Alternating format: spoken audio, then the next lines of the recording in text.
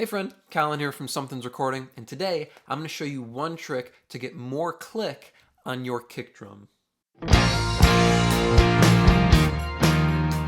We're going to be looking at getting more top-end click on your kick drum today, and we're going to be doing that by creating a fake kick-in mic.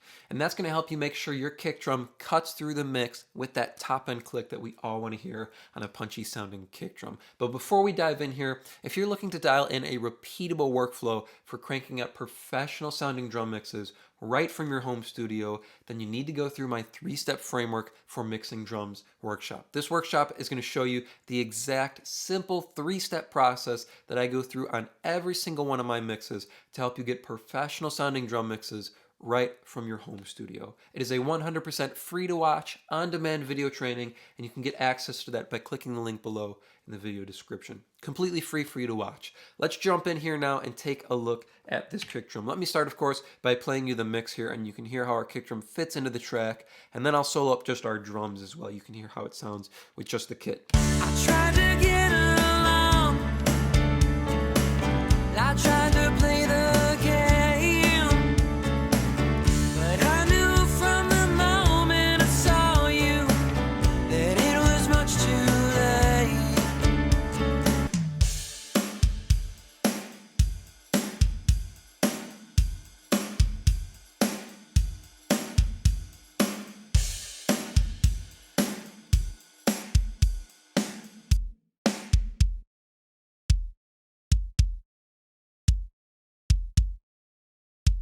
So you can hear it's a good sounding kit and it's a good sounding kick drum here. We have a lot of bottom end weight, we've got some good punch to it, but there's not a lot of top end click, and there's not that pretty top end air that we want to have on our kick drum, or that we would get from having a kick in mic on the kick drum here. So what we're going to do is I'm going to duplicate this track completely here. So I'm going to take our kick mic, we're going to duplicate it completely. So I'm going to get rid of this last guy here. I'm going to get rid of everything here to begin with. So we're going to start with just the raw kick drum here. Here's our raw kick drum.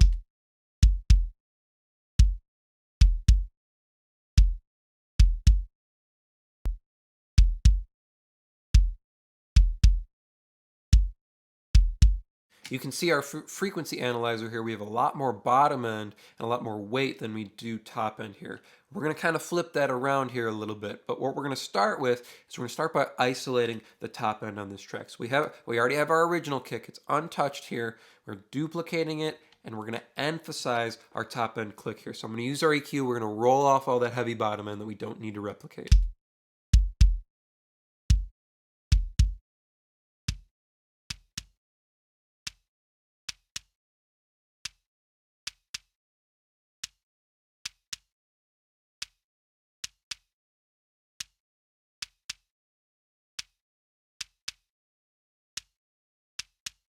There's that top end click that we want to hear cutting through our mix, or on the top part of our kick drum here. Now we'll pull in our compressor, and we'll see if we can emphasize that a little bit with some compression here.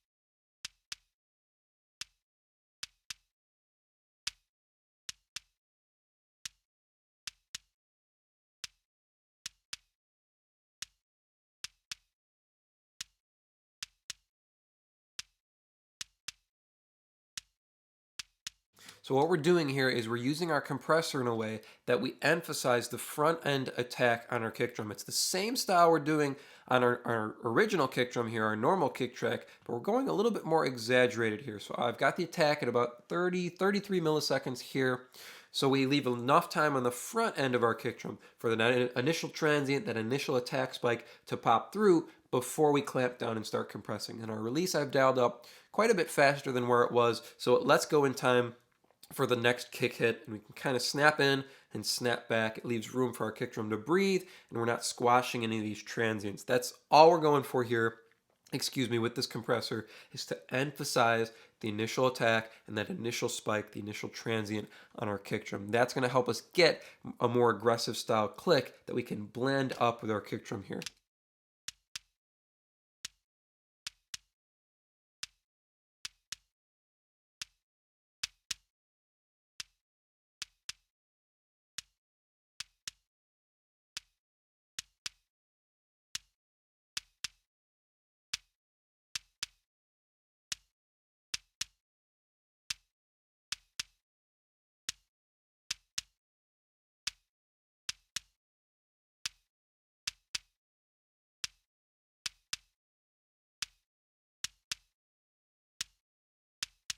Pulled our makeup gain up there a little bit so we're more even volume wise in and out of our compressor here. And now you can hear we're really emphasizing that front end attack and we don't have that big volume difference here. So before we do anything else, let's pull this down and at least blend it with our original kick drum here.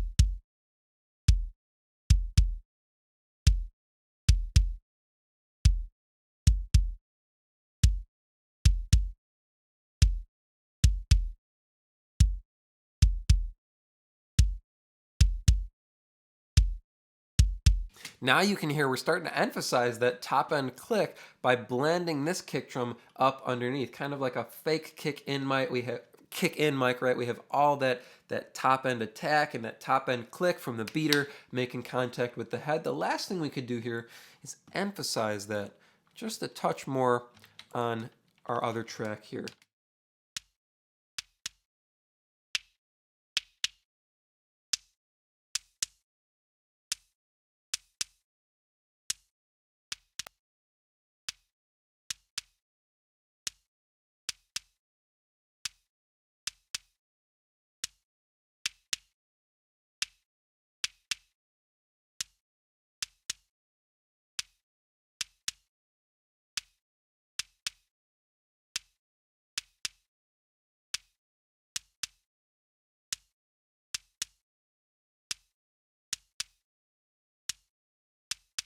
There's that top end that I want to hear. Some of this mid-range is a little clacky and a little harsh. It can be pokey at times, but that top end is a bit prettier, and that's kind of what we want to hear. So let's pull this back down kind of to where it was here, blended with our kick drum. We can hear it one more time with our kick drum and solidify it after this boost here, and then throw it back in with the rest of our track here. So here's our two kick drums together.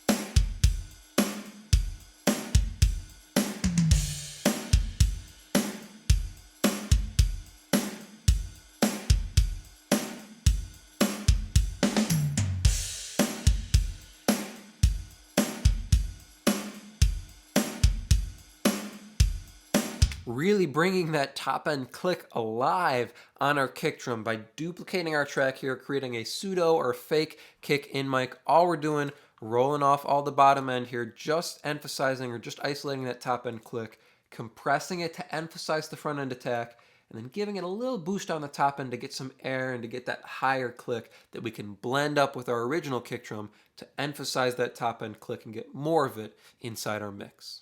I hope that was helpful for you. As I mentioned at the beginning of the video, if you're ready to take your drum mixes to the next level and really start dialing in a repeatable workflow, then you need to go through my 3-step framework for mixing drums workshop. This will help you dial in a repeatable workflow for cranking out professional sounding drums right from your home studio, completely free to watch. Thank you so much for watching today, and I will see you in the next video.